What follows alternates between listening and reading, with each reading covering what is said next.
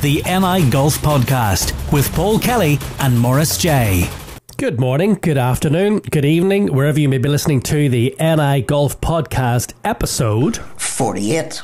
And on the podcast this week, Mr. Kelly, we have the usual amateur and pro news, including a reaction to Sunday's BMW PGA win for Francesco Molinari. And also you've been speaking to Ireland's latest Curtis Cup representative, Paula Grant. That's right. And Morris caught up with Rory Foundation's Barry Funston for a quick chat this week. And we also hear from Graham McDowell and Padraig Harrington about their inclusion on Thomas Bjorn's Ryder Cup backroom team. So, Mr. Kelly, let's get right up to date with the BMW, which was won in fine style by Francesco Molinari. The Italian played flawless golf on the weekend. He didn't drop a single shot in the final 36 holes. In fact, he only had 2 bogeys all week. Not bad shooting. And here's what he had to say. Yeah, it's amazing to finally become a Rolex Series event winner. I think that they've been a great addition to the European Tour, and obviously it's the best possible start to win the first one of the season. So really pleased. It's been a fantastic week. I've played really well, and it's memories I'll cherish for a long time. Does the win feel a little bit more special with the quality of some of the players that were behind you? Alex Noren, Rory McIlroy, you've managed to hold those off and win by a nice margin. Yeah, definitely. I knew it wasn't going to be easy. There was Rory, Alex, Brendan Grace, a lot of other good players that, as Alex showed last year, you can go low here if you're on your day. So it was never going to be easy, but I played well. I stayed in the moment, and I managed to keep control of the emotions, and it's amazing to come out on top.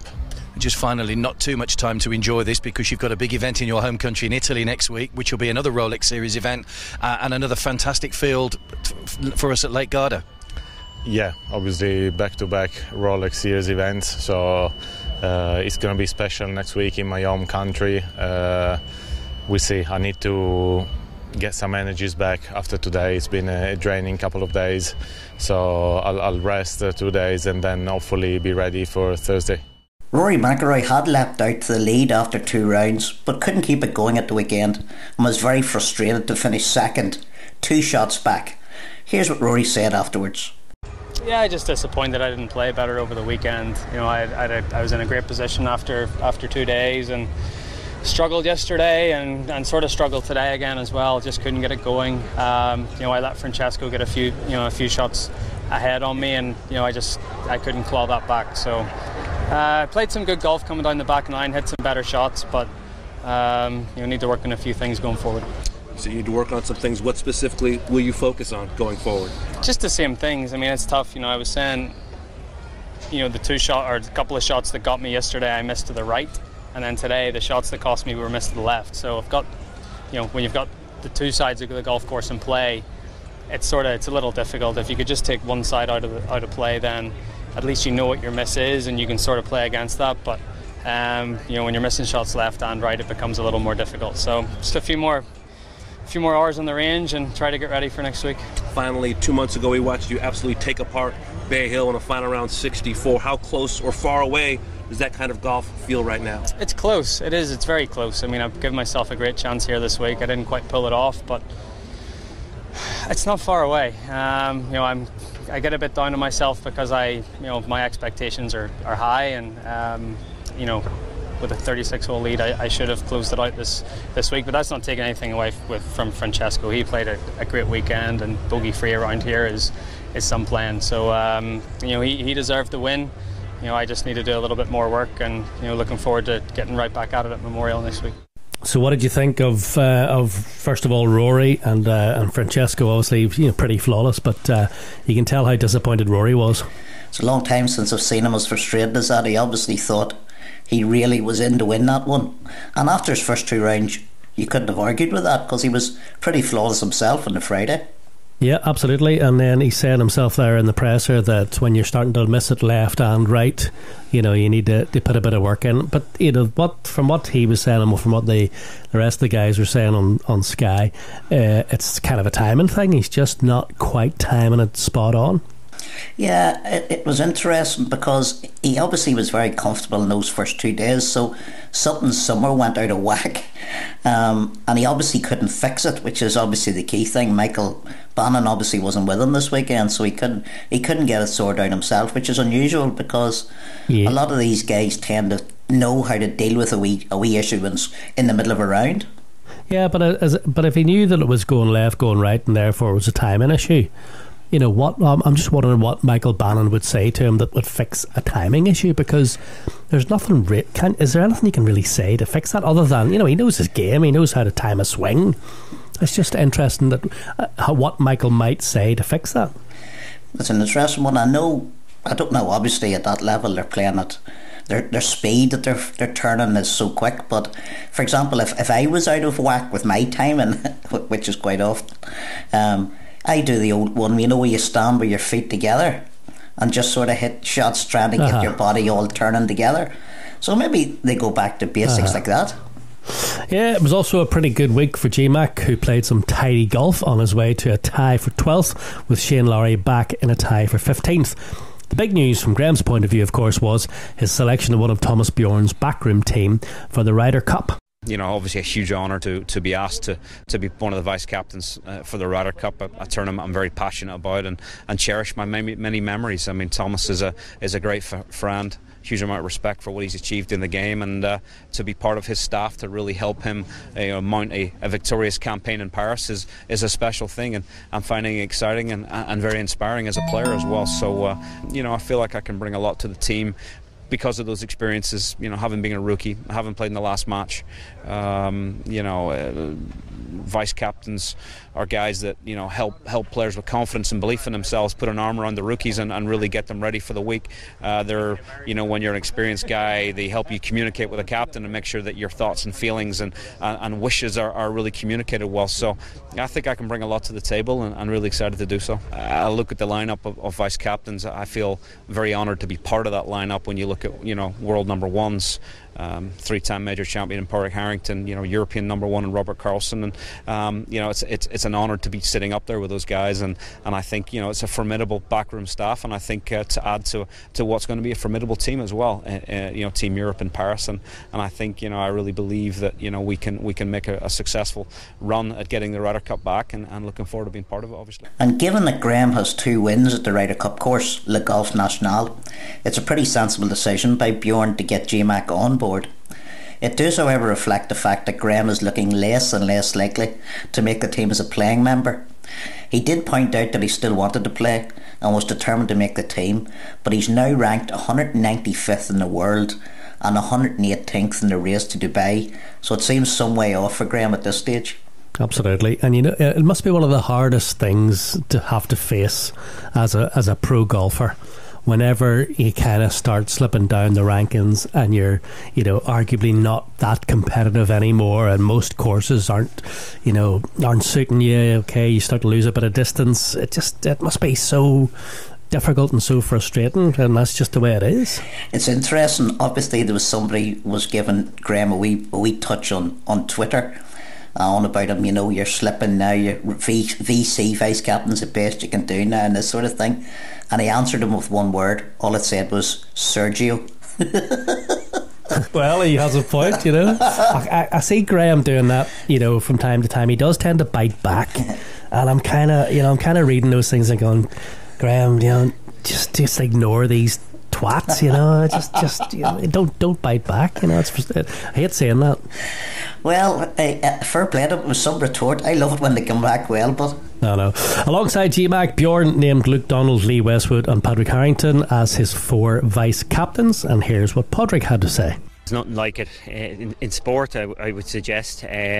You know, I'd love to be a player, but being a vice captain is the next best thing. It's amazing how much goes on during a Ryder Cup week. So hopefully, myself and the other 4 vice captains are there to support Thomas. He seems to be going about things the right way at this stage, but as we know, during the tournament itself, there's a lot of decisions to be made, and we're there to help him with those decisions.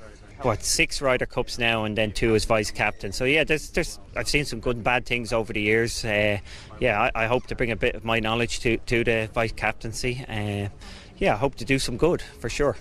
it's very much that we make them feel comfortable in themselves. They are the current stars of the European Tour. They are the future of the European Tour, and it's our job to make them play like that the week of the Ryder Cup. Now this week the European Tour has moved on to Italy for the Italian Open, which is another one of the Rolex Series events.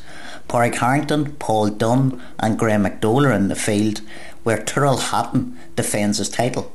On the PGA Tour, Justin Rose claimed his 9th PGA Tour win at the Fort Worth Invitational, finishing 3 shots ahead of Brooks Koepka. That was a fantastic show from Justin, I have to say. This week, it's the Memorial on the PGA Tour, and Jason Duffner defends. Rory and Shane are playing. Rory's heading out straight out there after the PGA. And by the way, just a quick word on Seamus Power.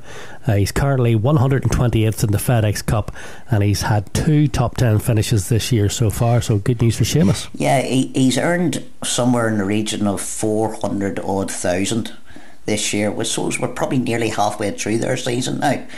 So he's 128th. He still probably needs, a top 5 or something. He still needs another 250,000 or so to get there. It's just mental, it's absolutely mental. Anyway, over on the Challenge Tour, 17-year-old Min Kyu Kim etched his name into record books as the youngest winner in the European Tour and European Challenge Tour history by collecting the DD Real Czech Challenge. Gary Hurley was best of the Irish in a tie for 35th, while Jack Hume finished 55th, and Johnny Caldwell made his first cut of the season, finishing in a tie for 62nd. This week the Challenge Tour is in Switzerland. Jack Hume, Stuart Graham, Rory McGee, Cormac Sharvin, Michael Hoy and Gary Hurley are all in action. You're going to have to think that there's going to be a lot of youngsters coming through in the game over the next lot of years, and probably a lot of youngsters from Asia as well. I mean, at 17, Rory was shooting the lights out at Portrush, silver medal, all that kind of stuff. It's surprising that there's not more very, very young kids on the tour. I guess you're right. They're coming out of Asia. They're being hothoused like nobody's business, and eventually you're going to have these kids coming through from South Korea, from China, who have been at it from no age, playing really competitive golf. Let's be honest, we've kids here playing in these junior tours now, where they're playing competitive golf from they're 6 or 7 years old. So that seems to be the future. They're all playing a lot of competitive golf when we would never have thought of playing competition at 6 or 7. Absolutely. And speaking of which, good news for Tom McKibben recently as well, getting his first start on the European Tour. Yeah, we'll mention that later on. Yeah, Tom's now going to get a wee start on the European Tour at Switzerland in the shot clock event. You have 40 seconds to play. I don't think Tom has to worry about that. Tom's pretty quick. Yeah. In seniors golf, Paul Broadhurst became a 2-time senior major champion winner after dominating the final day of the KitchenAid Senior PGA Championship, winning by 4 strokes.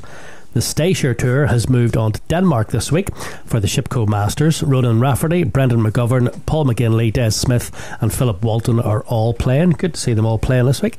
And Laura Davis is also competing in Denmark. She'll be the first female golfer to compete in a seniors event. And John Ross Galbraith, Colin Fairweather, Chris Selfridge and Niall Kearney are amongst some of the Irish players in action on the Europro Tour this week at Harleyford Golf Club. If you remember the first event of the season, the Motocaddy Masters, I think Stuart Graham finished second there. He did. And on the Ladies European Tour, the Jabra Ladies Open is on at the Evian Resort. On the LPGA, Minjee Lee dodged her 4th title, capturing the LPGA Volvic Championship by 1 shot.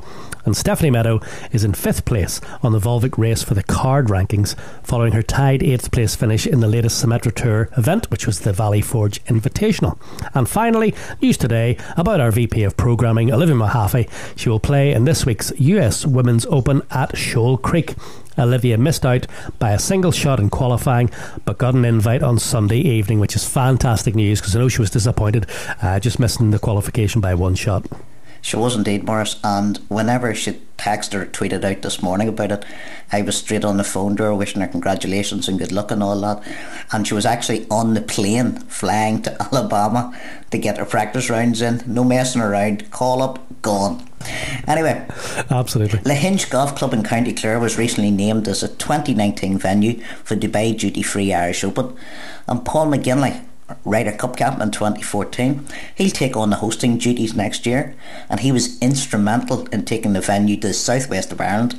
Here's what he had to say. Delighted today to be announcing Dubai Duty Free Irish Open will be held in Lahinch 2019. It's a big year for Ireland, 2019, with the Open Championship coming to Rollport Rush 2 weeks after. So I think it's going to be a wonderful event. Great preparation for the players, great for the Irish people, particularly down the southwest of Ireland, to enjoy top level golf. And then 2 weeks later we're going to be hosting, the biggest golf tournament in the world. You mentioned the golf course, Paul. Obviously you have an affinity there, you've won there as an amateur. What's special about the course, and what will the pros expect to find when they get there? Well, some people have described it as the St Andrews of Ireland. It's got 2 holes in particular, the Klondike and the Dell, numbers 4 and 5, where the blind shots, totally blind. Par 3 that's totally blind, you hit over a hill. I think that's going to create a lot of talk and a lot of interest during the week. And then you got to mix it in with some of the best holes you'll ever see in links golf course for the rest of the course. It truly is a links golf course right on the sea. You can see the ocean nearly from every single hole you play on, and I think it's going to be a real good test for anybody who wants to play links golf. What will the players and the visitors get from the people of County Clare? Well, I think first and foremost, Lahinch is a very well-known town in Ireland. Some great bars, some great pubs that we're well known for in Ireland. There'll be music going on. It's a very social town. As I say, it's within striking distance of 3 of our biggest cities in Ireland, and I think you're going to have a huge interest down there. You got Munster Rugby, which is a big deal. You got obviously Gaelic games, and to bring a golf tournament down there, it's been a while since we were down in the southwest of Ireland. It's an iconic part of Ireland. Most people who come to visit Ireland and play golf, particularly Americans, all head for the southwest. So everybody's very familiar with Lahinch, and I think it's going to be great to be able to showcase this on the world stage. And some of the views and some of the TV images that are going to go out around the world are going to be spectacular. Finally, obviously 19 is the first year of a different hosting model, with you taking the lead. Just give us what your thoughts on that role and what you expect to do as the role of the host. Well, first of all, it's a great honour to be able to do it. Following Rory, who's had great success over the last 4 or 5 years, really put the Irish Open back on the world stage. You've got Dubai Duty Free now, who've obviously come in now and very much supported the Irish Open, and I know they're very keen on going down to Lahinch as well. So I think the hosting rotation starts with me after Rory, and I don't know, we'll see where we go with it, but I'm looking forward to the opportunity of being the host, making sure first and foremost the players have a wonderful time, really enjoy the golf course. The golf course is set up and prepared in a very strong way, and will be a good pointer as well for those who want to prepare for the Open Championship, which is on the links golf course 2 weeks later. And then of course Dubai Duty Free, the sponsors, the European Tour, and the crowds and the people of Ireland, to make sure that they come and enjoy it, and it's a carnival atmosphere. The Irish Opens, when I was a boy, I remember going back to Portmarnock and Royal Dublin, it was very much a carnival atmosphere. It was the place to be. Everybody wanted to go there, and there was a lot of ancillary stuff went on as well as the golf, and that's what we're trying to create with the Irish Open, so it can stand on its own 2 feet and be known as one of the greatest tournaments in the world. He's really into it. Like he's going to be so intrinsically involved in every aspect of this event, from the camera angles. He was talking about, giving some advice to the broadcasters about camera angles, about all kinds of stuff. He's going to be like so hands-on. Well, if he goes into it anyway like he went into the Ryder Cup, he's going to have the Empire's heads light, because he was so detail orientated for the Ryder Cup, and if he takes that attitude in now to his role, which he's likely to do because he does like things done to his specific instructions, he's just going to be all over it. It'll be brilliant. So tell us this, have you been enjoying the weather over this last sort of week or two? It's been pretty incredible. Have you played much golf yourself? Yes, the golf has been playing a bit at the weekends now, and I have to say on Sunday there I was playing a wee bit of inter-club stuff for County Armagh Golf Club. Yes, we were playing in the All-Ireland 4-ball against Knock Golf Club. First leg, second leg's away, coming up now this Sunday, and it finished 2.5 to 2.5. Well, let's see how it goes in at Knock, but good luck for that, Squire. Good luck. Well, I'm currently I'm just off the course. I'm sitting in the wee room here. It's as absolutely roasting. The sun is beating through the windows. I'm sitting here with Betty Swallocks, and she's not that happy. But I have to say, thank you to Ballyliffin Golf Club.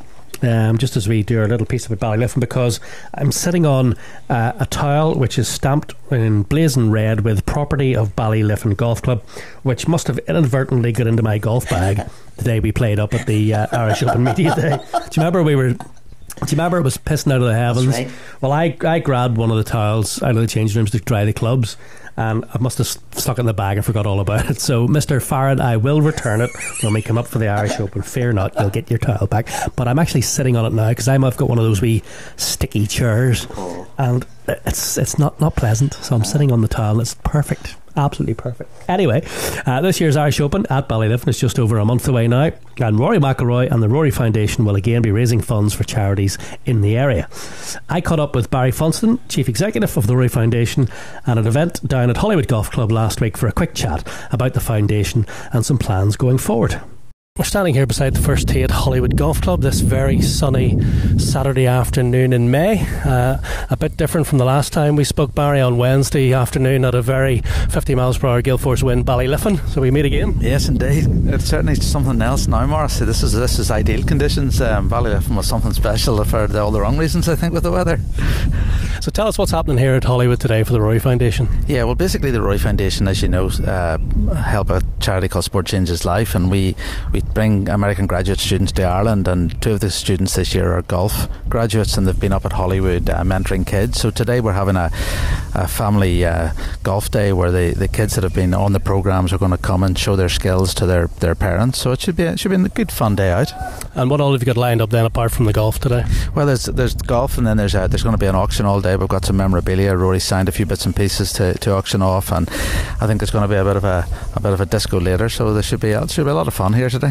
And this is a fundraising exercise today? Yeah, basically, yeah. With what we like to do with the students that come over from America is get them fundraised to give back to the charity that they've been helping. So they're coming to the end of their programme, so they wanted to invest their time and energy to fundraise as much as they can to give back to this programme to ensure we can keep running it. So it's all positive.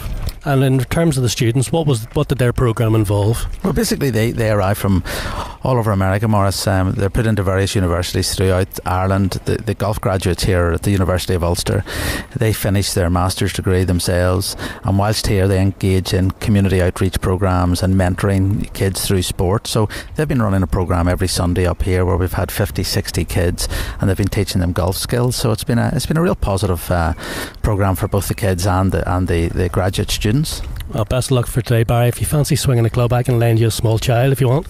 You're very kind, Morris. I might just take you up on that. Cheers, Barry. Right, Mr. Kelly, on with the amateur news, please. Tramore's Robin Dawson went wire to wire to win the Flowgas Irish Amateur Open Championship at Royal County Down, and that takes some going. The Irish International began the final day with a 6-shot lead.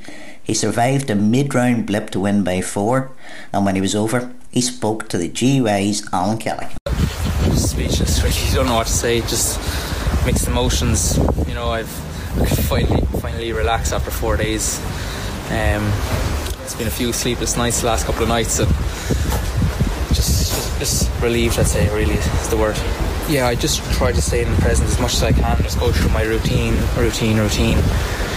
That was basically it, and then I was very comfortable through 14, just got out ahead of it, and that resulted in a wayward shot to the right. But the last 4 holes, like, even if you have a 10-shot lead there, you're still not over the line, because it's just such a brutal finish back into that strong left-right wind. You know, I know I shouldn't have, but I kind of got into a bit of a match play against the lads. I was kind of watching too much of what they were doing, so I kind of got sucked into that when I had so much of a lead with a couple of holes to go. But it was nice. I enjoyed that walk up the 18th. And as we mentioned earlier on, Hollywood teenager Tom McKibben has been selected to compete at this year's Junior Open. Founded in 1994, the Junior Open is staged every 2 years. This year's Junior Open takes place on the Eden course at St Andrews from the 16th to the 18th of July. Tom will also make his European Tour debut after accepting an invitation to compete in the innovative new Shot Clock Masters tournament at Diamond Country Club in Alsenbrück near Vienna on the 7th of June. Well said there, Alsenbrück, well said. England's Trevor Foster won the Irish Seniors Amateur Open at Conqueror Wood. After 3 rounds, Foster finished on, wait for it, Morris, level par. That's how tough things were at Conqueror Wood. The AIG Cups and Shields All-Ireland finals will now take place from the 4th of October to Sunday the 7th of October at Thurles. The Irish Mixed Foursomes at Milltown Golf Club will now proceed on Tuesday the 2nd and Wednesday the 3rd of October. And the GOI have named their squad to compete in the Amateur Championship at Royal Aberdeen and Mercer Links. That's the 18th to the 23rd of June. Robin Dawson, Alex Gleeson, Rowan Lester, Caelan Rafferty, James Sugru and Jonathan Yates are the GUI's representatives, but 7 more players from Ireland are competing this week that event. That's Robert Brazil, Colin Campbell, Tierna McLarnon, Ronan Mallarney, Peter O'Keefe, Mark Parr and Conor Purcell. In total, the field is 288 strong. Wow. Royal Portrush defeated Royal County Down ladies in the final of the Ulster Senior Cup at Shandon Park. They'll be joined by the other district winners, Roscommon, Elm Park, the Heath and Killarney in the All-Ireland Senior Cup finals, which take place at Knock on August 24th and 25th. The Island, Lahinch and Royal County Down ladies have also made it through to the finals at District Cup runners-up. And the East of Ireland Amateur Open Championship gets underway at County Louth, GC on Saturday. Hilton Temple Patrick's Rhys Black will defend the title he won last year when he fired a sensational 6 under par 66 to win by 3. And finally, Lisburn's Paula Grant took a break from practice to sit down for a yarn with our Paul before she jets out to the USA this week to prepare for the Curtis Cup, which is a Quaker Ridge Golf Club in New York, starting on the 8th of June. And here's what Paula had to say to Paul. So we're delighted to say I'm at a stunning Lisburn Golf Club. The sun is shining and I've just taken Paula Grant off the putting green where she's been hard at work ahead of her trip to the Curtis Cup. So Paula, you heard just like all the rest of us with a wee phone call. What was that like? Oh yeah, it was really exciting. I found out just like everyone else when the team was put up on the website, so it was a bit of a nervy morning, but it was nice to see my name on that team. So it's a bit like sitting waiting for your exam results? Yeah, I suppose it was, yeah. I tried to just forget about it. I went to the gym and I put my phone away and just sort of tried to distract myself until it was about 12:05 and I knew the team would have been out, so I just then went over and looked at the phone and I knew if there wasn't any kind of well done messages or anything that I hadn't made it, but when I saw I had a few messages I knew it was good news. And tell me a wee bit about the process since then. Well, I still had the Welsh stroke play and the Irish stroke play to play in, so I tried not to really think about the Curtis Cup too much because I still had 2 big events that I wanted to do well in, so it's really only been sort of the past week that I've kind of started to sort of put some plans into place for the Curtis Cup then, and the captain just sort of told us what the golf course was like, what things she thought we would maybe need to work on leading up to it, so I've kind of been thinking about those and putting some effort into those. And I saw my coach Stephen Hamill last week just to fine tune a few wee things. We didn't want to go too crazy. There's no point doing any major swing changes now. The hard work's done at this stage, so we just kind of did a few wee tweaks there, and I'll just do a good bit of sort of short game and putting and maybe some scoring stuff this week, just leading up to the week next week. Overall, sort of the 2018 season, how have you rated your season up to now? I think it's been pretty steady. I haven't really finished outside the top sort of 10, top 15 in any of my events, which is good. I haven't had a big win yet, which is the next thing on the list, but I feel like I've done a good bit of hard work over the winter, so I've kind of come out and had a pretty steady season. I'm happy enough with how it's going, but obviously still a few things I need to kind of work on and get a few of the stats down, so that'll be the next sort of target. Looking ahead to the Curtis Cup, how high up in terms of your career was it always something that you aspired to, or was it something that you only really seriously started considering over the last few years?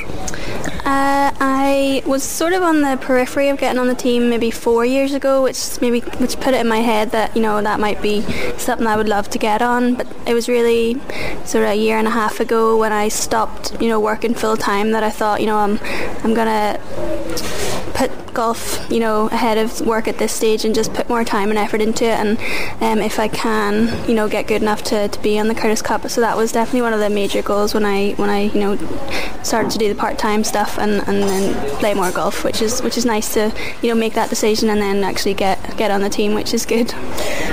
In terms of the part-time work, you were talking about you're a qualified optometrist. Mm-hmm. Have I said that right? Yes, optometrist, yeah. How do you mix work with study? It's actually it's worked out really well. So with my job you can do a locum, which is just locum work, so it's really flexible. I just have have contacts in a few different stores, opticians, and they can contact me when they need cover, if it's last minute, or if someone's away on holiday or something like that. They just text me a few dates, and I can then look at my golf schedule and then compare it and see when I'll be free, when I'll be home, and then just balance it that way. So it's actually the perfect job for me at the minute, so it's going quite nicely. And sort of long term, I know it's a bit strange to sort of ask about your career when you're only going to the Curtis Cup, but do you see yourself working full time, or do you see yourself turning professional? I really have no idea at this stage. I think I'm just happy that I've got options. That's sort of what I always thought I was going to do when I went to university, and then I knew I was going to maybe not work full time and put some effort into the golf after I got my qualifications. So I think I'm just going to play it by ear and take this season, see how that goes, and just then make a decision. So somewhere down the line, I'm just going to take all my tournaments at this stage as they come, and then just sort of think about it and maybe just sort of see how it goes, really. Was golf the only sport you played growing up, or did you play many more sports? No, I was actually really, really sporty. I loved my sport. So, I played all kinds of stuff. Like, I played netball, Gaelic, camogie, football, and then netball and golf sort of took the forefront then in secondary school. And then when I left school, then that was when the golf started to really, blossom. And I thought, I need to kind of take a step back from the netball because I maybe staved a finger or went over my ankle or something. So that was when that decision made to stop playing netball. But no, I loved sport, and I think I still do, and I probably will go back to play netball in a couple of years' time. So I think sport's absolutely great for growing up, and I'm so glad that I was able to play all kinds of sports. And then I had the options of which to go, what route to go down, and I just loved golf, so that was kind of the one that took my fancy. The Curtis Cup obviously is a main thing on your horizon for now, but for the rest of the summer, what's the Paula Grant plan? I have a few big tournaments this summer, so I'm going to then come home from Curtis Cup, and I've got British Am, and then European Team Championships, European Individual, which is in Slovakia, and then from the Curtis Cup you get an invite to the US Am, so I might head over to Tennessee for that at the start of August, and then I haven't fully decided on that one. And then there's the World Amateur is in Ireland at the end of August, so hopefully all being well I'll try and get on that team, and then it'll be amazing to play that tournament at home in Ireland, so we'll see how that goes. So very, very busy, and you'll be obviously catching up with our VP of Programming, Olivia Mahaffey. Can you see the two of you playing together in the Curtis Cup and playing together on the Irish team going forward? Oh yeah, well I wouldn't rule it out. I'm not sure how the captain's going to go with pairings and stuff. I'm sure we'll try a few different combinations when we get out there, but we have played foursomes together before, and we get on really well. I've known Olivia for so long now, so we'll see. I think we'd make a good pairing, but there's a lot of other people on the team that both of us would get on well with, so I think we'll just see what happens when we get over there and see what that's like. Well, talking about pairings, you're considered one of the more experienced people on this Curtis Cup team. We were laughing about it earlier, you're only 24, but in terms of sort of those big match experience, some of the girls who are younger than you are ahead of you in that terms. What can you bring to the team room, do you think? I don't know, I think I'm pretty level-headed. I'm quite calm, like a cool customer. I don't really get too kind of like flustered or anything like that. I tend to just keep everything nice and low-key, and I think that'll be a good kind of influence on everyone.